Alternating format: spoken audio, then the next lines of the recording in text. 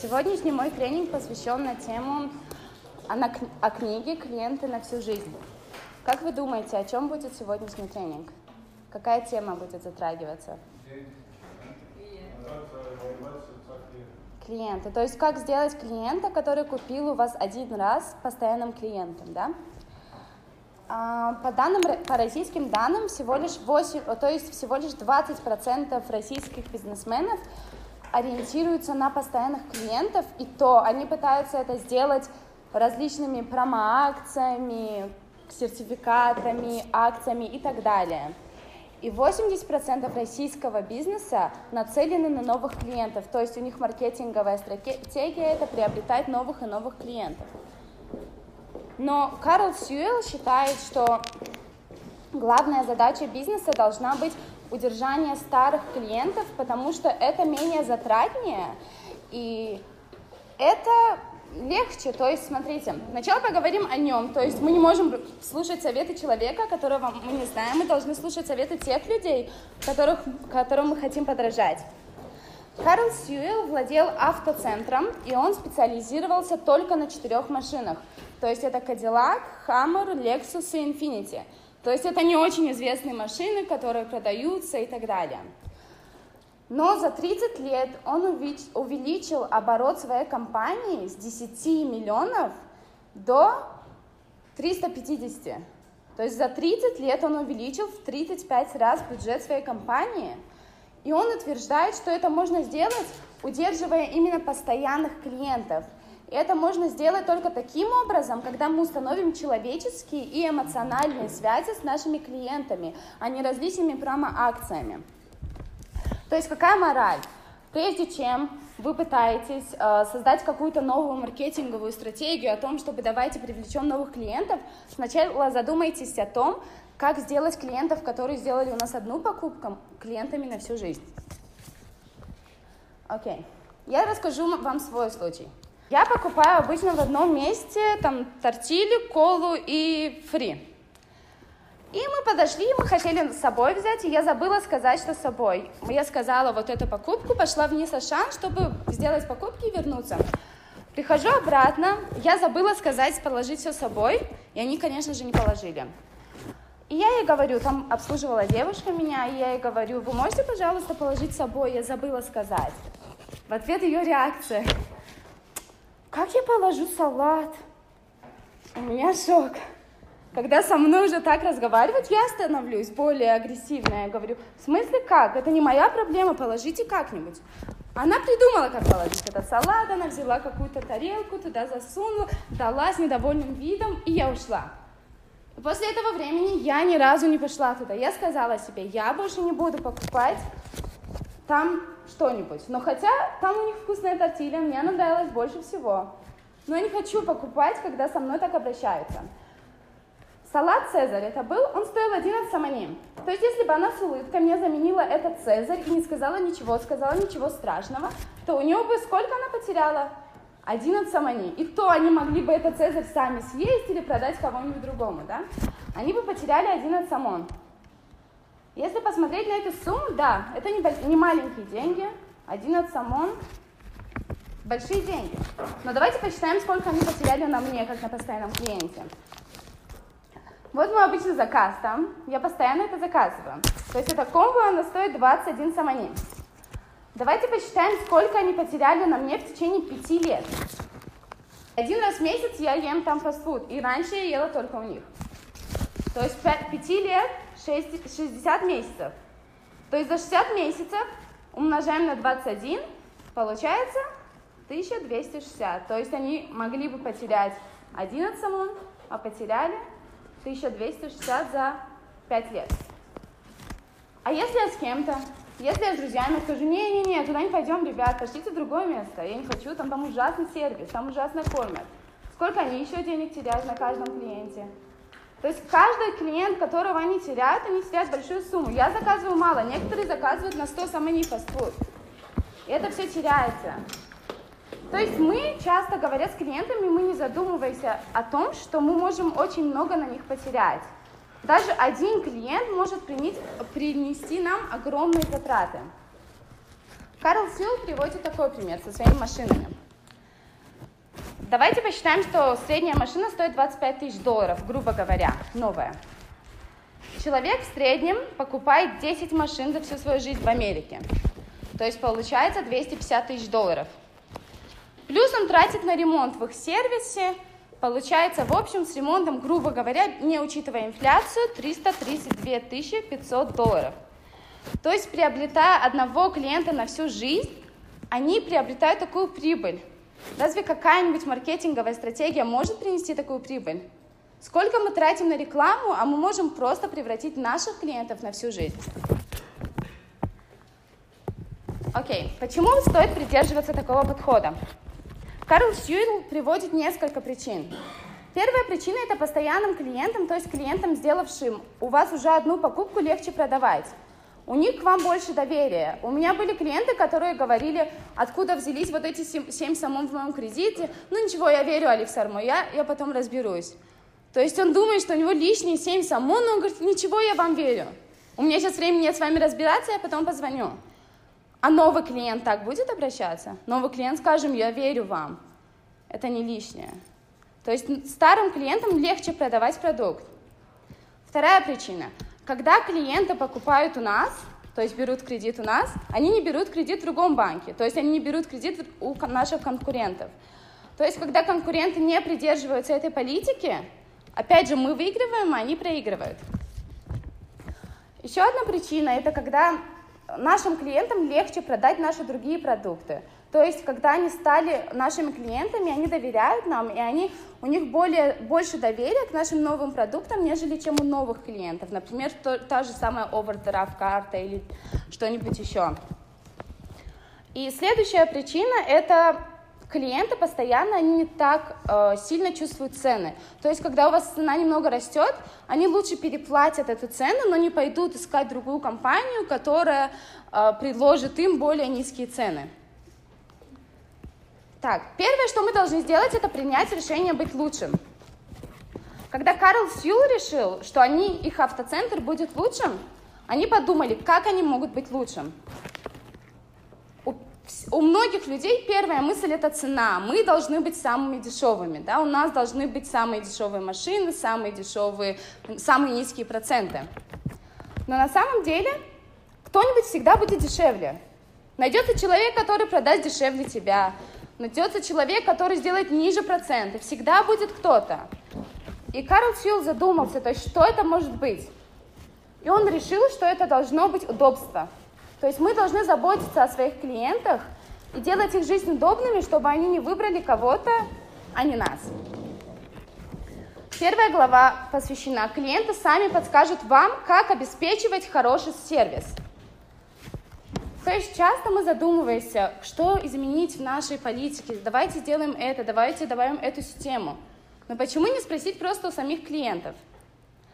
Но Карл Сьюэлл говорит, не навязывайтесь. То есть, если клиент хочет вам что-то сказать, пожалуйста, дайте ему высказаться. Если не хочет, ничего страшного, это его дело.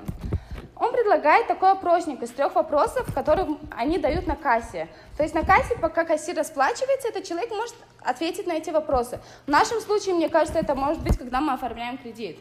Там это очень 20-30 минут можно запомнить. Дальше он предлагает еще один опросник, то есть это длиннее опросник, если человек захочет. И после того, как человек все-таки заполнил этот опросник, они спрашивают его, не хотели ли бы они участвовать в фокус-группе. То есть что такое фокус-группа? Это такая группа, которая говорит вам, что да как, все ли вы делаете правильно, или можно новые продукты тестировать. И обычно, если человек заполнил эту длинную анкету, он хочет высказаться, и он хочет участвовать в фокус-группе. И сначала Карл Сьюэлл говорил, что он скептически относился к фокус-группам, потому что обычно люди не могут высказать это себе прямо в лицо, что у вас не так, какие минусы, но на самом деле, говорит, это было хорошо, они приглашали людей, они находили свои минусы. То есть это еще один шанс исправиться. То есть давайте клиентам высказаться. Когда они хотят что-то сказать, нужно сделать так, чтобы это было легко сказать. Дальше, глава 2. Если клиент о чем-либо просит, ответ всегда «да». То есть что это значит? Он продает машины, да, Карл Сьюэлл?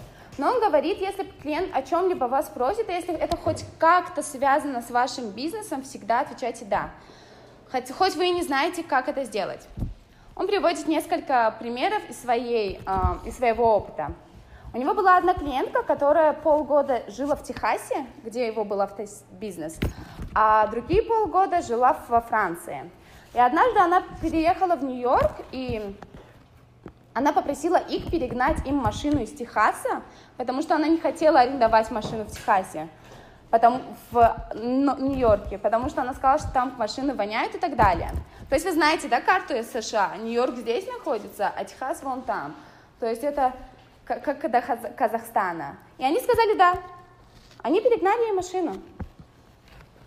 То есть, возможно, на этом они какие-то деньги потеряли, да, на бензине, это огромные затраты, но зато они приобрели клиента на всю жизнь. Дальше.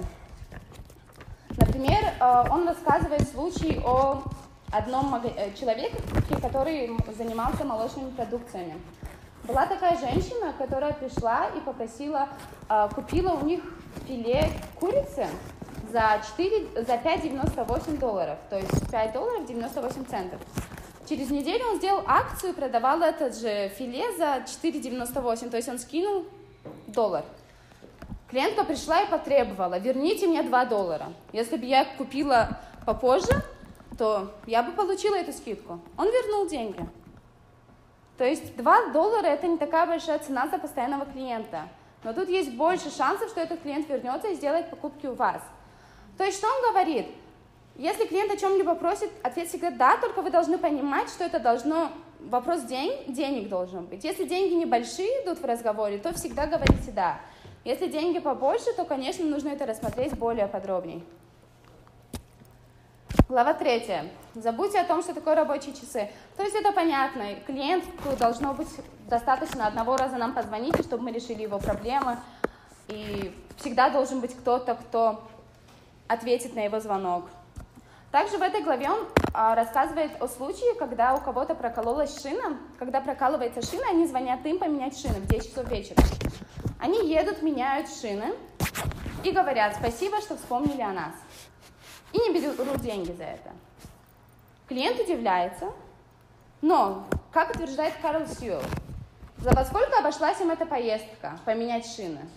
$25, допустим. Зато за $25 они приобрели клиента, скорее всего, на всю жизнь. И на рекламу они тратят там $600 за минуту по радио. И неужели за $600 они смогут получить то же самое, что за $25, которые они просто не взяли у клиента? Его политика заключается в том, что то, что вы сделаете для друга бесплатно, делаете это бесплатно тоже для клиента. Он утверждает, если вам друг позвонит в 10 часов вечера и попросит вас привезти ему запасной ключ, вы же не возьмете у него деньги. Поэтому не берите денег из клиентов, не пытайтесь нажить на сегодня, чтобы взять с них побольше завтра. Дальше, глава 5. Система, а не улыбки. То есть, какой бы хороший сервис у нас не был, это всего лишь 20% от хорошего сервиса. То есть мы можем сколько угодно улыбаться, кланяться, вставать, здороваться, но если мы ужасно обслуживаем клиента, если у нас там какие-нибудь проблемы в системе, никто не будет у нас брать. Например, пример ресторана. Вы приходите в ресторан, официанты очень дружелюбные, все хорошие, там открывают вам дверь, стул сажают вас, но еда невкусная. Вы разве вернетесь туда из-за сервиса? Нет. То есть он говорит, что мы должны разрабатывать систему, мы должны предотвращать все возможные ошибки, если они будут. Дальше, глава 8. Делайте все правильно с первого раза. То есть это то же самое. Никто не любит ждать, никто не любит, когда какие-то ошибки есть, поэтому делайте все правильно с первого раза. Если что-то пойдет не так, извинитесь. Вот, глава 9. Когда что-то идет не так. У всех есть ошибки, каких бы идеальных сотрудников вы не нанимали, какие бы идеальные системы мы не разрабатывали, всегда есть ошибки. Поэтому, когда что-то идет не так, в первую очередь извиняемся, сразу. Извинения. Хоть для нас эта проблема не кажется существенной, для клиента часто она огромная. Поэтому извините, скажите, что вам очень жаль. После этого исправьте. Исправьте сразу же, исправляйте бесплатно. То есть не берите деньги с клиента за то, что вы исправляете. Вы сделали это неправильно, мы должны исправить это. Потому что и давайте, конечно, высказаться клиенту. Когда что-то идет не так, делайте так, чтобы он мог высказаться. Есть разные люди, некоторые любят кричать в лицо: вы так сделали, вы неправильно сделали. Выслушайте его. То есть некоторым людям нужно высказаться. Некоторые не могут так сказать, поэтому нужна вот эта анкета из 3 вопросов, которые могут так пожаловаться. Поэтому, когда люди кричат, то есть вы должны понимать, что это наша проблема, мы виноваты, и дайте им высказать. Прощайте их, может быть, у них был плохой день, и мы были последней каплей в море, и он так разозлился. Глава 11. Никогда не бывает слишком хорошо. Что это значит? То есть, когда мы что-то приносим новое, никогда не останавливайтесь на это. Не думайте, что мы такие, потому что конкуренты копируют сразу. Как только что-то бывает, конкуренты копируют. Например, ни Pepsi, ни Арси-кола не придумали без кофеина что-то, или не придумали диетические колы. Но сейчас на рынке кто? Pepsi и Coke. Не они придумали это. Но те, кто придумали, остановились на своем прогрессе. То есть не останавливайтесь. Он предлагает такие варианты. Есть такие специальные фирмы, которые приходят, то есть тайный покупатель, и проверяют систему вашей работы. И потом в конце они дают вам отчет на то, как хорошо мы справились, был ли хороший сервис. Также ходите к конкурентам. Иногда закупайтесь у конкурентов, смотрите, что у них лучше. Почему, если у кого-то получилось что-то, нам не скопировать? Зачем тратить свое время и искать лучшие методы, если кто-то уже это практиковал? Например, когда он строил свое помещение, он использовал полы, как у Макдональдс. То есть он знал, что у них самые прочные полы, они потратили очень много времени на то, чтобы найти эти прочные полы. Он просто узнал какие-то полы и купил их. То есть зачем тратить время на то, что уже кто-то сделал? То есть не придумывайте велосипед, если он уже придуман. Глава 13. Название книги «Клиенты на всю жизнь». И можно подумать, что он думает, что клиент всегда прав. Но на самом деле нет. Бывают такие случаи, когда клиент не всегда прав. Но в основном это справедливость и деньги. То есть если, как говорит Карл Швилл, у него, если эта сумма до $500, он всегда говорит, клиент прав. То есть, смотрите, он рассказывает несколько случаев из своей истории. Был у них один такой постоянный клиент, привез к ним машину, оставил ее и уехал. А оказалось, что внутри машины была дичь, перепелки, и они за 2 недели, конечно, испортились, и машина провоняла. Клиент приехал, начал ругаться, говорит: я вам сказал, чтобы вы убрали перепелки, вы мне испортили машину. Они были уверены, что он им не сказал. Они знали, что он им не сказал, но они заменили машину. Они выкупили у него машину и отдали ему новую. Почему? Потому что это их клиент постоянный. Если бы они начали с ним спорить, он бы к ним не вернулся. Дальше он описывает несколько случаев. Был такой клиент, приехал к ним, уехал и позвонил им, говорит: у вас кто-то украл мою теннисную ракетку. Он знал, что никто из его работников не увлекается теннисом, он был уверен, что клиент враг. То есть клиент не был прав, но он ему вернул ракетку, он выписал ему чек на ракетку. Дальше был один биржевый брокер, который порвал свою рубашку у них в автосервисе и выписал им чек на $65 на рубашку. Он оплатил этот чек, хотя эта рубашка стоила $6. Они знали это, но они не стали спорить с клиентом. Почему? Когда клиент вам утверждает, что что-то случилось, вы начинаете с ним спорить, уже подрываете его доверие. То есть спорить с клиентом – это все равно, что делать ничего. Если клиент у вас что-то просит, делайте это. Он говорит, что в 99% случаев клиент уверен, что именно мы виноваты в его проблемы. Человек, который потерял у них ракетку, возможно, остановился еще в 6 местах по пути к этому автосервису и еще в 2 после, но обнаружил свою ракетку и уверен был, что у них он забыл. То есть клиент уверен, что он у них забыл, они знают. И начиная спорить с этим клиентом, вы уже подрываете их доверие, и, скорее всего, он к вам не вернется. Также он рассказывал один случай о супермаркетах. Тогда Стэн Ли его зовут, он начинал только свой бизнес супермаркета. У них была женщина, она купила у них платье с кружевом, с ручным кружевом. И через следующий день она вернула его таким, как будто бы кто-то в нем дрался. То есть оно было в ужаснейшем состоянии. И Стэнли вернул ей это платье, он забрал у нее платье и отдал ей чек. Он сказал, что эта клиентка нам принесет больше. И по подсчетам его самого, то есть по подсчетам этой фирмы, эта клиентка им принесла $550 тысяч после этого случая. То есть он вернул ей платье за $175, а она ему принесла $550 тысяч. То есть каждый раз, когда мы делаем какое-то решение, подумайте, как это повлияет на наше будущее. И это мы уже говорили, глава 30, зачем изобретать велосипед, просто улучшите его. И последнее, что я хочу сказать, это, чем бы вы ни торговали, всегда задумайтесь о том, когда вы плохо обращаетесь к клиентам, сколько вы теряете только на этом клиенте. Также, если клиенты, конечно, клиенты это лучшая реклама. Если клиенты наши довольны, то они приведут своих друзей, они прорекламируют друзьям. И обычно многие, кто приходит брать кредиты, говорят, что они узнали о Оливсе Армуя от наших клиентов, то есть от своих друзей. То есть самая лучшая реклама – это клиенты. Спасибо за внимание.